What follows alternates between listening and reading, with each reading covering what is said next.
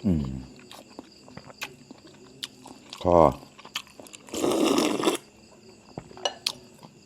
กรอบมากระไรเยอะ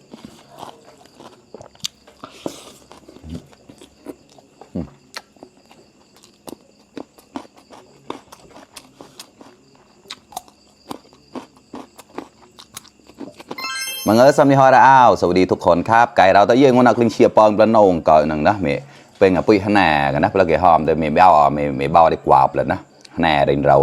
เชียร์ก็ฮันนี่นะแล้วตอนที่เงาวีฮันแน่เรินเรา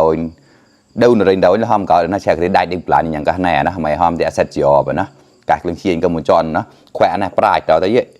เชมอะไรนะจุดละมูสาบนะตอนที่ก่อนฮันนี่ใหญ่ๆนะวันนี้มากินข้าวเหมือนเดิมครับอันนี้คือถั่วเน่านะครับน้ำพริกถั่วเน่าครับมากินด้วยกันครับแซ่บๆครับแล้วก็มีผัดเผ็ดกุ้งครับกุ้งสดนะครับเนี่ยมากินด้วยกันเลยครับแล้วก็มีซุปใบอันนี้เขาเรียกว่าใบอะไรไม่รู้อะอันนี้ปลายแต่ละปลาเซมกชิปลอเดลแลกันอย่างนี้นะมาชิมกันขอหัวแตงเฉยขอได้แล้วเนี่ยหมูสับ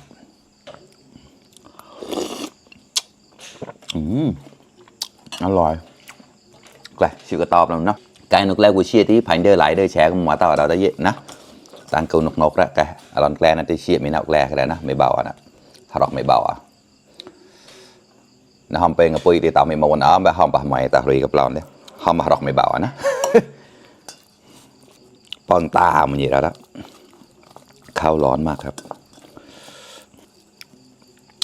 กว่าเรากลับมาครับเพื่อนอร่อยวุ่นวายบ่เน้นแบบว่าน่าอยู่แล้วก็หมอกตุดๆคำโตๆครับ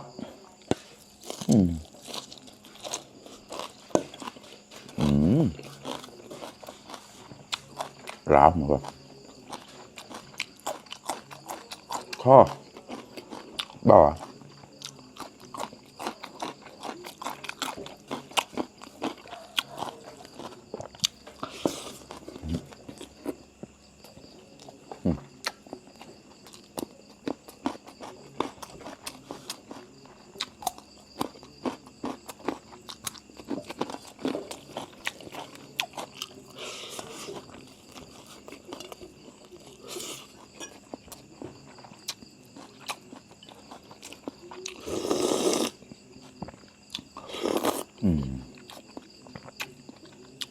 ก็กรอบมากอะไรเยอะ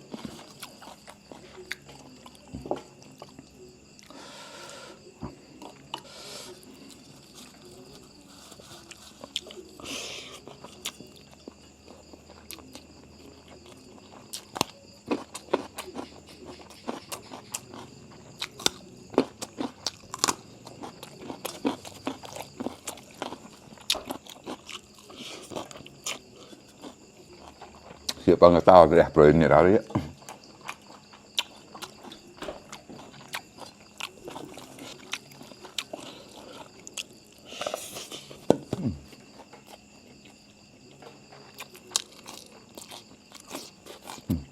มาปลอด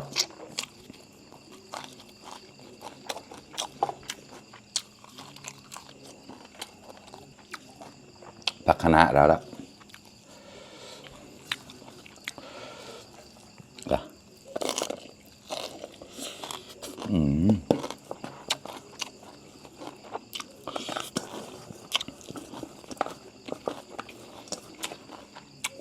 sự khoan là vậy rồi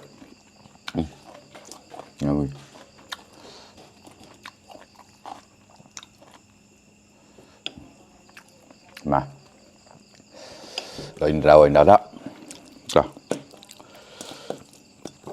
mẹ bên cái này cả mẹ bao này cả hai anh chị đã đạt được chuyện khom cái đó đó nhậu cả hai anh em cái chuyện rồi hai anh rồi này là quá hai em đã đạt đấy kho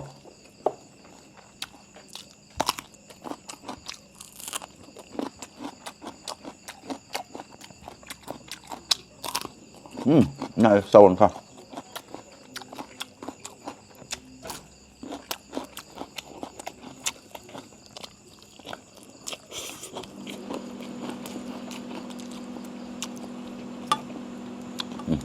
เอาวิlót mà ngon đạt một chiều nữa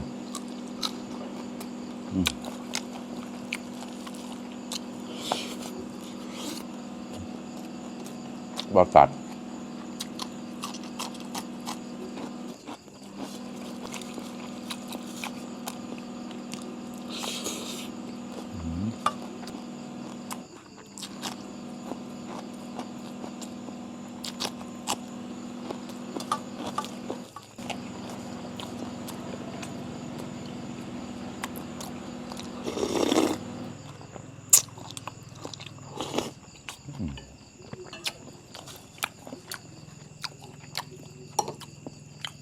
มีหน้าไตปอมๆหน่อยดิเชื่อข้อมาขอเป็นกับปุ๋ยเลยนะถั่วเน่าเนี่ยอร่อยมากครับ